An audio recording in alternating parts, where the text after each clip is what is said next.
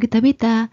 Dalam video ini, mari kita lihat langkah demi langkah untuk menyelesaikan soalan 2, Masteri Kendiri dalam buku teks muka surat 164. Cikgu akan kongsikan dua teknik yang berbeza tetapi masih memberikan jawapan yang tepat dan sama. Jom kita mula. Soalan 2.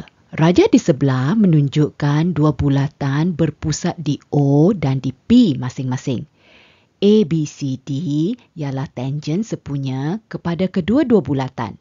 Hitung luas trapezium OBCP dalam sentimeter persegi betul kepada 3 angka bererti.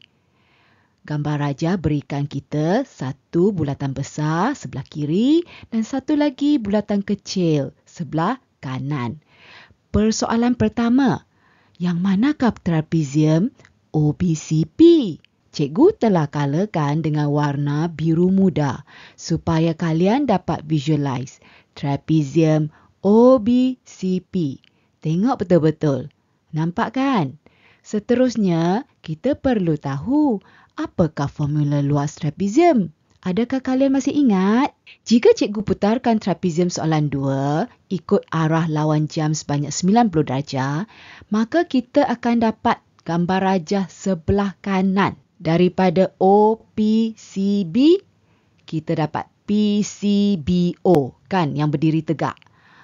Luas trapezium ialah 1/2 darab tinggi atau T kecil darab jumlah sisi selari, iaitu PC dan OB. Ataupun PC cikgu berikan A kecil dan OB cikgu berikan B kecil. Adakah nilai A kecil dan B kecil telah diberikan dalam soalan?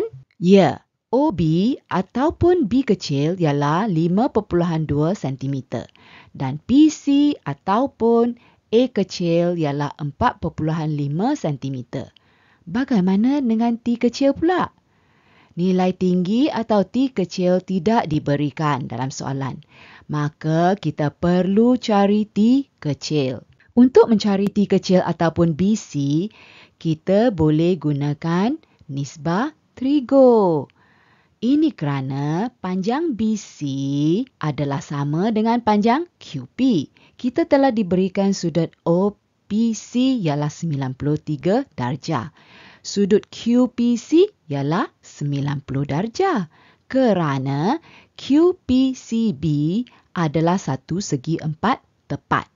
Maka sudut OPQ ialah 93 tolak 90 iaitu 3 darjah. Seterusnya, kita gunakan nisbah tangen untuk mencari panjang T kecil.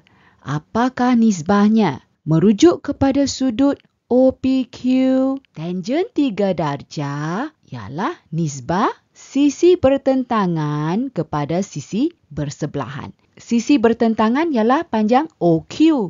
Untuk mencari panjang OQ, panjang OB iaitu jejari bulatan besar tolak panjang PC iaitu jejari bulatan kecil.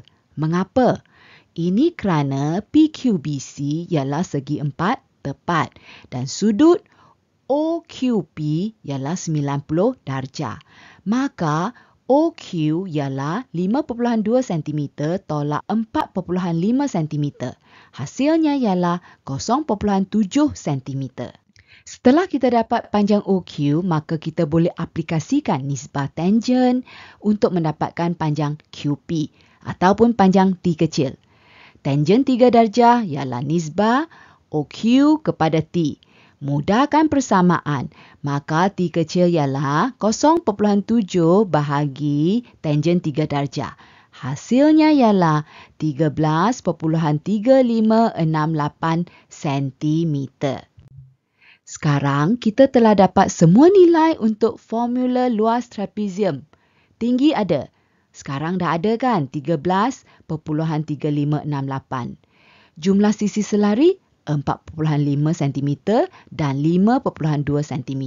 Gantikan nilai tinggi dan sisi-sisi selari, maka luas trapezium ialah 1/2 darab 13.3568 darab hasil tambah 4.5 dan 5.2.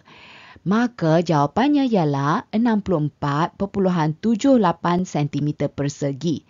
Ataupun tepat kepada 3 angka bererti ialah 64.8 cm persegi. Selain daripada guna sudut OPQ, kalian juga boleh memanipulasikan sudut BOP untuk mendapatkan panjang QP. Caranya sama, tapi kali ini kita gunakan sudut BOP iaitu 87 darjah. Bagaimana kita boleh dapat 87 darjah untuk sudut BOP? Jumlah sudut dalam satu trapezium ialah 360 darjah. Betul tak? Maka sudut POB ialah 360 tolak hasil tambah sudut OBC, sudut BCP dan sudut OPC. Maka sudut POB ialah 360 tolak hasil tambah 90 tambah 90 tambah 93. Hasilnya ialah 87 darjah. Tangen 87 darjah ialah nisbah sisi bertentangan iaitu QP kepada sisi bersebelahan iaitu OQ. Jadi QP ialah tangen 87 darjah darab 0.7. Hasilnya ialah 13.3568 cm. Jawapan ini sama sehingga 4 tempat perpuluhan dengan jawapan kita dalam kaedah 1. Untuk mendapatkan luas trapezium OBCP, gantikan nilai tinggi dan sisi-sisi selari, maka luas trapezium ialah 1/2 darab 13.3568 darab hasil tambah 4.5 dan 5.2. Jawapannya ialah 64.78 cm persegi. Ataupun tepat kepada 3 angka bererti ialah 64.8 cm persegi. Jawapan ini juga sama dan tepat seperti kaedah pertama. Siapa yang dapat jawapan yang tepat, sila berikan cikgu satu like ya. Terima kasih. Jika perlukan penjelasan lanjut, tinggalkan pesanan atau komen dan cikgu akan respon secepat mungkin. Semoga perkongsian kali ini bermanfaat. Sila share dengan kawan-kawan yang lain ya untuk belajar bersama-sama. Jangan lupa subscribe channel cikgu agar kalian tidak akan miss subtopik akan datang. Kita jumpa lagi. Bye-bye.